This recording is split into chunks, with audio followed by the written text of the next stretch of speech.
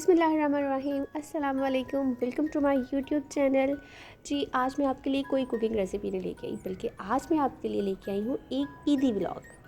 शादी ना हुई हुई हो, मंगनी हुई हुई हो तो ससुराल से ईदी का इंतज़ार रहता है, और अगर शादी हो जाए तो फिर मेके से ईदी का इंतज़ार रहता है। डजेंट मैटर कि शादी को कितने साल हो गए हैं या मंगनी कितने साल रही है, बस ईदी तो ईदी होती है।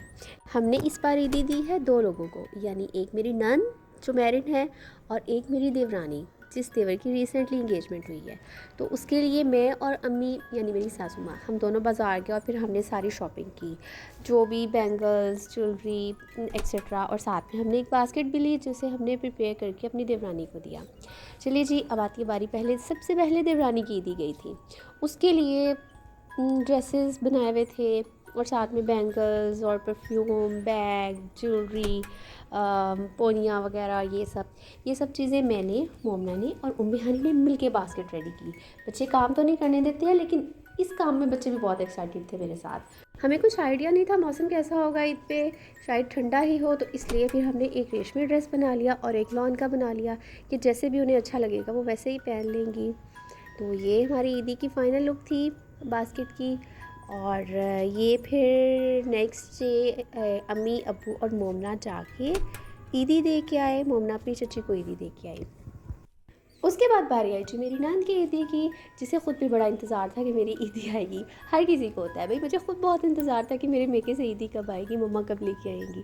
तो मेरी ननद के सब ड्रेसेस हमने स्टिच ही करवाए थे, करवा के ही उसे ईदी में भेजे। और साथ में और भी काफ़ी चीज़ें जिस तरह से माएँ देती होती हैं, घर की चीज़ें और थोड़े किचन के इस्तेमाल की चीज़ें, वो सब भी थी। उसके बाद बारी आ गई मेरी ईदी की, और मेरी ईदी में मेरी मम्मा भी मेरे लिए बहुत कुछ लेके आई। ये माशाल्लाह माशाल्लाह मेरे मेके से मेरी 5वीं ईद है। और इंटरेस्टिंग बात यह है कि मैंने ना ससुराल से भी 5 ईदें ली हुई हैं, क्योंकि मेरी इंगेजमेंट 5 साल रही थी। खुद बंदा जितनी मर्ज़ी शॉपिंग कर ले, लेकिन जो ईद होती है ना, उसका मज़ा ही कुछ और होता है। तो जी, ये थी मेरे मेके की तरफ से मेरी सारी ईद, और इसके साथ ही मोमना लोगों की भी ईद थी। और मोमना खाने की तो फिर थोड़ी स्पेशल ईद थी। उनके मामू ने, बड़े मामू ने, छोटे मामू ने, नानों ने, सब ने जो थी वो इन्हें ईद भेजी थी। उनके स्टिच ड्रेसेस और उन्हीं के इंटरेस्ट की सारी चीज़ें, और साथ में उनके जो मोस्ट फेवरेट और मोस्ट डिमांडिंग पॉकेट बैग्स भी, ये सब भी उनके मामू की ही शॉपिंग थी।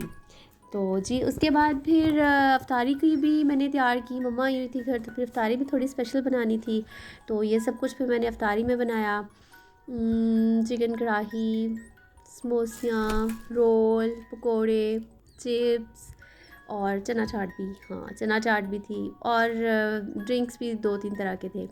तो ये सब कुछ मैंने अफ्तारी में बनाया। चलिए जी, आप भी बताएं कि आप सबकी ईदें आ गई है, मंगनीशुदा शादीशुदा ये जैसे भी हैं, और आ गई है तो फिर आप बताएं कैसी लगी आपको आपकी ईदी, आपके ससुराल से या आपके मेके से।